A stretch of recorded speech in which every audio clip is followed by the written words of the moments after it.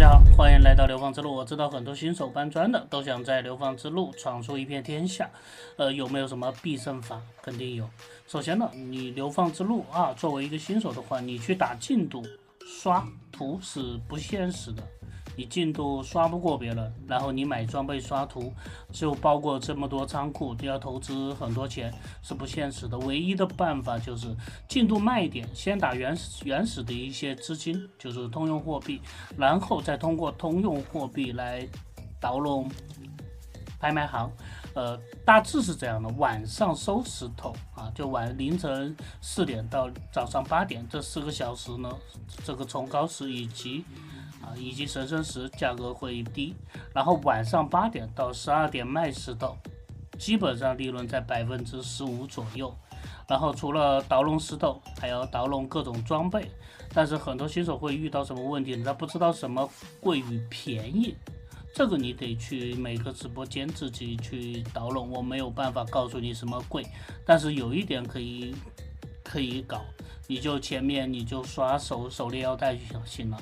手链腰带呢，至少能20天吧，好吧？这个手链腰带的项目可以做20天啊，所以说新手不要去，你没有办法，不要去学 BD， 你学 BD 就要投资装备，你干不过别人24小时的。只能从商业渠道啊，你的仓库那么小，你仓库都没有仓库页，你怎么跟别人比，对不对？你知道这么多仓库页要花多少钱？不要去啊！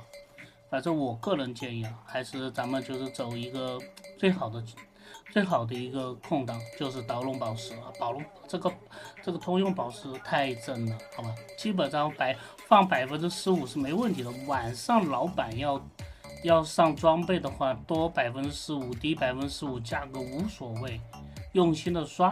然后还有一个细节，你们在兑换石头的时候，比如神圣石这边，我们要用什么崇高兑换的话，你记得按 Shift 键啊，Alt 键这边切换一下，看一下比例啊，比如现在1比8，81，对不对？然后你切一下，这边1比46了需求，然后你就一个需求这边需求这个你就改成83，这样的话就对的啊，这样的话利润就非常的高，下个单吧，对不对？就等别人出货就行了。最后呢，我个人觉得还是下班娱乐好。像刷子游戏的话，表面上看它是一个刷子游戏，其实是一个智商游戏。尽可能的不要把这个游戏当成全职来看。最后呢，希望大家伙在公测里面一路高歌，记得关注，后续我会有一个智囊团告诉大家什么东西好卖不好卖，会给一个压给大家。拜拜。